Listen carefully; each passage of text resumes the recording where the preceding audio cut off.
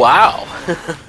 What an interesting way to start my 31 days of horror. Yes, this is the beginning, and my name is Mike Brown, aka Review King MB.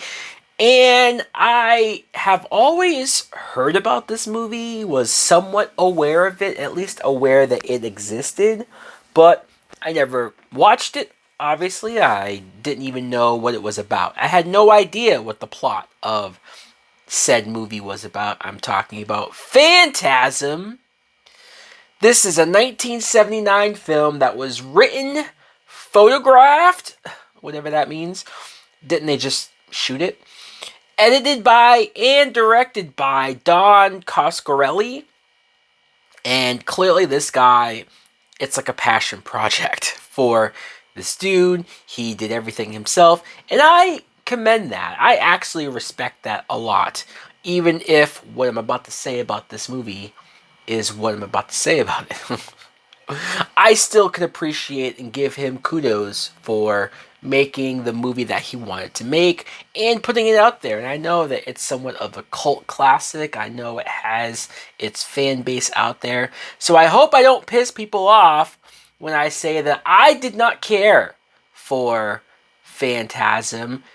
To me, for me personally, this was a big fat waste of time. Because I just did not care about anything that was going on screen. I did not like the actors or the acting that was going on. I didn't care for the supernatural mystery and the horror that was going on. It just all was a big pile of goo.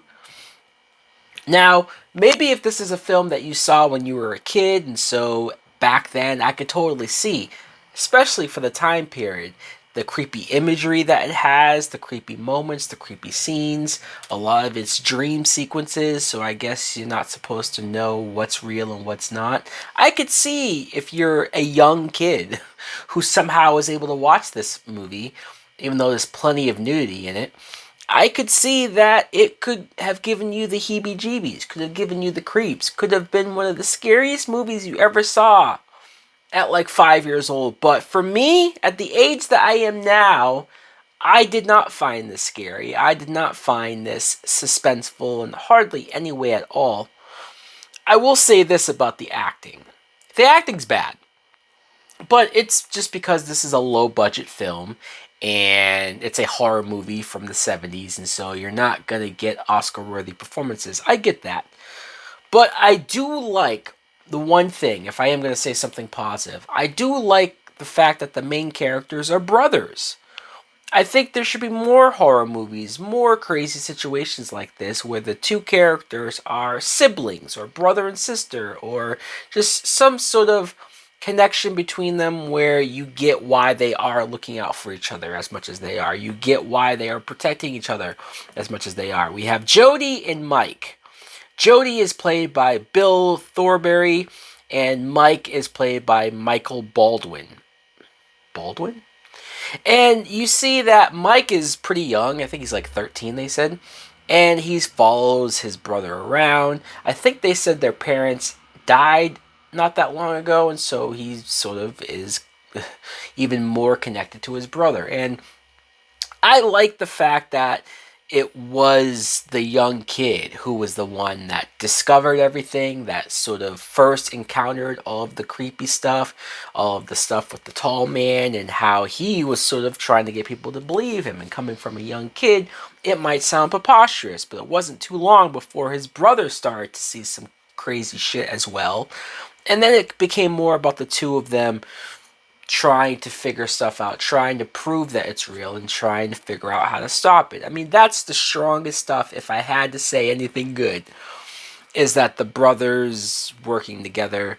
I did appreciate that. I mentioned the acting, it's a bit rough. I'm sure the writing didn't help at all. Some of the dialogue was a bit rough. And also, they have this family friend named Reggie. And I don't want to be that dude, but Reggie came across a little creep. A little creepy to me. I know he meant well. I know he obviously wasn't intended to be some creepy next door neighbor type dude.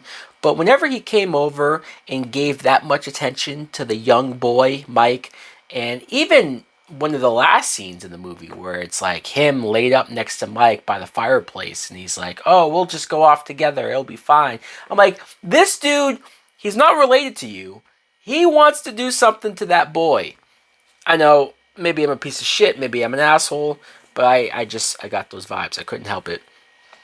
The tall man. I guess the tall man is supposed to be the centerpiece, the scariest thing about this. He plays almost an undertaker to this funeral parlor, and I can kind of try to get behind this idea that at this funeral home, people are dying in mysterious ways, and you later find out that it's this tall man dude who takes these dead bodies and turns them into his own minions.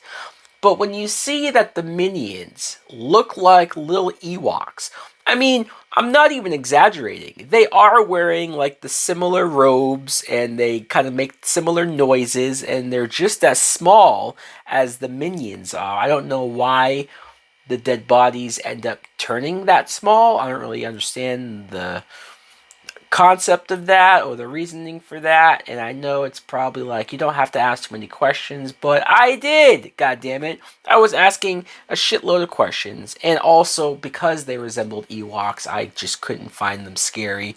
A lot of those scenes just came off silly to me. There was a few scenes that was clearly supposed to be scary, but I was watching it and sort of laughing. And you even have how the funeral home has this weird hallway to it, and the one scene where they have those like ball devices that come down the hall and try to stab you, and the poor janitor or whoever the hell that guy was that just got blood sucked out of his skull. I mean, sure, it looked decent, especially for the practical effects and of this time, but I did not find anything scary. That was my biggest thing. The two girls, the two blonde girls, you could tell that like a lot of these women are just here for eye candy. There's a whole lot of boobs, a whole lot of nudity, just for no reason, just to be there, just to be there. Probably for the people that like, hey, if you don't care for the plot, at least you can look at some boobs. So there you go. When I looked up the budget of this movie, it cost $300,000.